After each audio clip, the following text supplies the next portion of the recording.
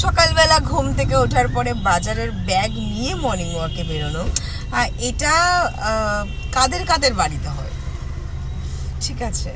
কারণ সকালবেলা ঘুম থেকে উঠে বাজারের ব্যাগ হাতে মর্নিং ওয়াক করতে যাওয়া, তারপর পাড়ার মোড়ে চায়ের দোকানে পেপার পড়তে পড়তে গসিপ করা, সকালবেলা এরকম সোয়েটার আর এই মাঙ্কি টুপি আর মাফলার বেঁধে, এটা কিন্তু বেশ মজার, তাই না?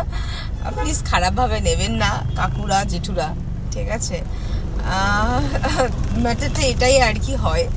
কিন্তু তারপর এই যে বাজারে গিয়ে দরদাম করে বাজার করে সবজি বাজার কিনে মাছ বাজার কিনে সব বাড়ি ফিরে একদম সোজা ব্রেকফাস্ট করতে ঢোকা, দারুণ ব্যাপার এইগুলো।